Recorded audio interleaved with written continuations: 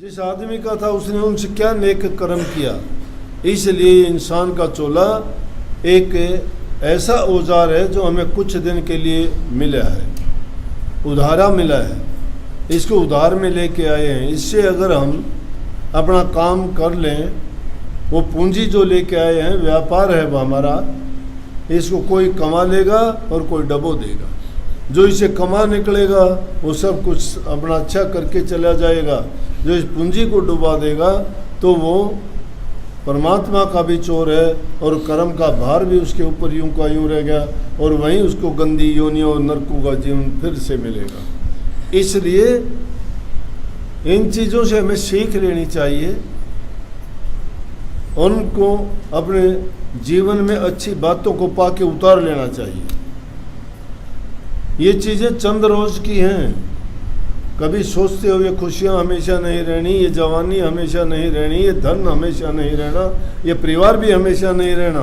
एक एक करके तुम्हारा साथ छोड़ देंगे, ये धन भी चला जाएगा किसी न किसी बहाने से। हमने बहुत से धनवानों को ऐसे देखा कि उनके पास कुछ भी नहीं बचा, अंत टाइम में रोते हुए सिर पीटते हुए गए। उनकी ज़मीन, उनकी जायदाद, उनकी भूमि, उनके महल मकान बिकते हुए देखे। कितने दिन के लिए रहता क्या है इंसान के पास? विलाप करते हुए कोई आता है, जवान लड़का गुजर गया। कल एक औरत आके कहने लगी, अचानक मौत का भरोसा है, कहाँ खड़ी है, कहाँ इंतजार करती है इंसान का। वो सारा का सारा फिक्स है, तुम्हें नहीं पता है। वो उसकी जगह भी निश्चित है, समय भी निश्चित है, बहाना भी है, वो ले जाएगी उस टाइम तक। लेकिन तुम्हें नहीं पता है तो कम से कम तुम्हारे पास जो समय है उसमें तो नेक कर्म करो। वो बड़ी जोर से रोने लगी। मैं पूछने लगा, बात बताओ क्या बात है? बोली जी मेरा लड़का खेत में गया था कोई दवाई का छिड़काव करने के लिए कि, और वो उसके पास थी भी गाड़ी।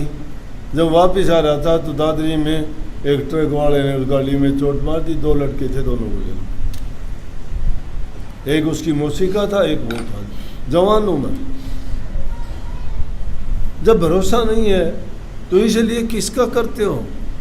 तुम औलाद का करते हो, क्या पता क्या हो जाए, औलाद अकेले रह जाओ। देखिए हमने धन का करते हो, 1 मिनट लगेगी, धन जाते हुए देर नहीं लगती। ये जीवन जाते हुए देर नहीं लगता। कोई रोग ऐसा लग जाएगा तुम आंखों से देखते भी रहोगे, भुगतते भी रहोगे और अपने जीवन को, अपनी जिंदगी को कोसोगे कि भार बन गई मेरे ऊपर। सोचता है, कल ही यहाँ आसपास में ये औरत थी, बात रोजाना देखते तो आप लोग भी हो, लेकिन घटा के नहीं देखते। तुम सोचते हो इसके साथ हुआ, हमारे साथ नहीं होगा। जो किसी और के साथ होता है हमारे साथ भी हो सकता है। तो उस औरत को लकवा भी हो गया, हार्ट की तकलीफ भी, उसके बच्चे थे, सुबह मिले तो कहने लगे, माँ क्या हाल है तेरी उस दादी का? मांगा, बोले जी बुरी हालत है जी, एक काम कर दो तो उसका चोड़ा छूट जाए तो अच्छा है। बोलो, पता नहीं लगता, अब चोड़ा भी नहीं छूटेगा, उसको पैरालिसिस हो गया। अब वो दूसरे के वजन, हर लोग उसको पानी पिलाने से भी डरेगा। इसलिए कहिए मौत से डरते रहो दिन रात। मौत से जो डरेगा वो भक्ति करेगा, जो मौत से नहीं डरता वो कभी भक्ति के रास्ते पे नहीं चल सकता।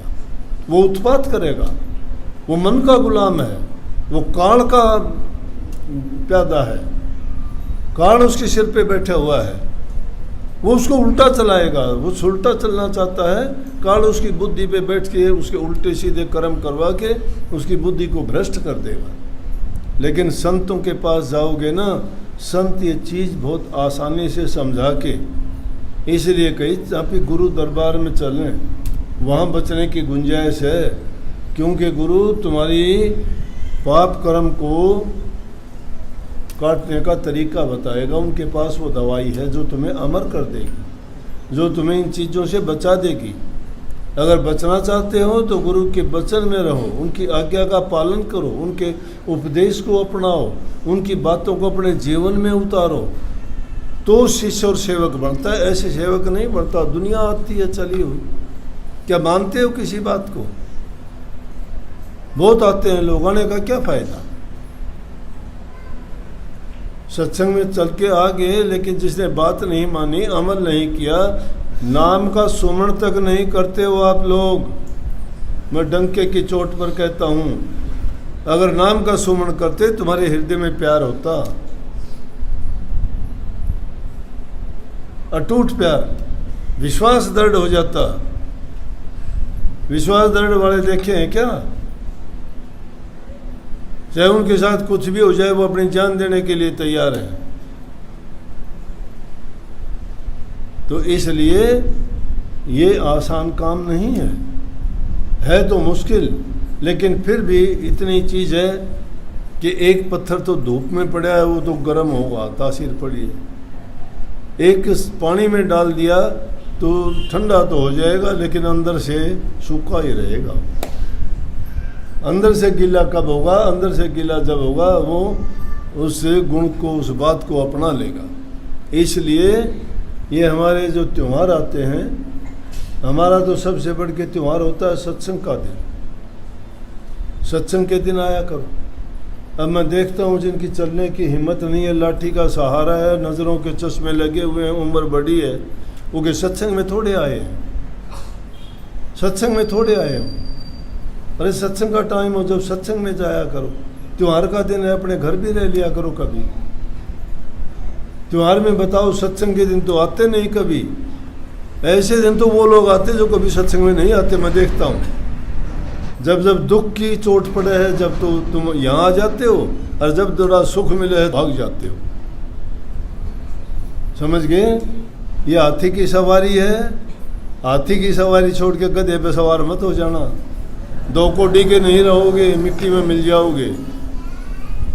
गुरु भक्ति बड़ी कठिन है। गुरु की आज्ञा में रहोगे, मज़े करोगे, मस्त रहोगे, मालिक तुम्हें खुश है।